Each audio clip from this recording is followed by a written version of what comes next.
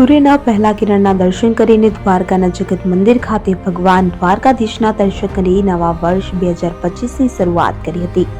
આજે 2025નો પ્રથમ દિવસ, ત્યારે દ્વારકા આવતા શ્રદ્ધાળુઓ તથા યાત્રાળુઓએ સૂર્યના પહેલા કિરણના દર્શન કરીને દ્વારકાના જગત મંદિર ખાતે ભગવાન દ્વારકાધીશના દર્શન કરીને નવા વર્ષ 2025ની શરૂઆત કરી હતી।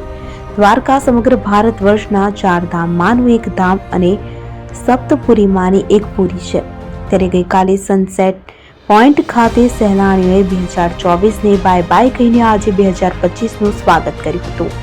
યાત્રાધામ દ્વારકામાં આજે નવા વર્ષ 2025ના સૂર્યનું પ્રથમ કિરણ જોઈને અનેક ભાવિકોએ અને સહેલાણીઓ ભગવાન દ્વારકાધીશના દર્શન કરીને 2025ની શરૂઆત કરી હતી।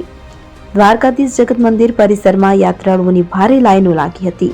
અનેક ભાવિકોએ ભગવાન દ્વારકાધીશની એક ઝલક પામવા માટે લાઈનોમાં ઉભા રહીને ઝંખના સેવીને ભગવાન દ્વારકાધીશના દર્શન કર્યા। ત્યારે જગત મંદિર પરિસર સહિત બજારમાં પણ શ્રદ્ધાળુઓનો ઘસારો જોવા મળ્યો હતો। આજે ભગવાન દ્વારકાધીશના દર્શન કરી અનેક શ્રદ્ધાળુઓ દ્વારકાની આજુબાજુના અનેક જોવાલાયક સ્થળો પર જઈ રહ્યા છે અને કુદરતી વાતાવરણને માણીને ધન્યતા અનુભવી રહ્યા છે। ખાસ કરીને આજે વર્ષનો પ્રથમ દિવસ ભગવાન પાસે શ્રદ્ધાળુઓએ સુખ સમૃદ્ધિ અને દેશ રાજ્યની વૃદ્ધિ અને સારી કામનાઓ માટે પ્રાર્થના પણ કરી હતી।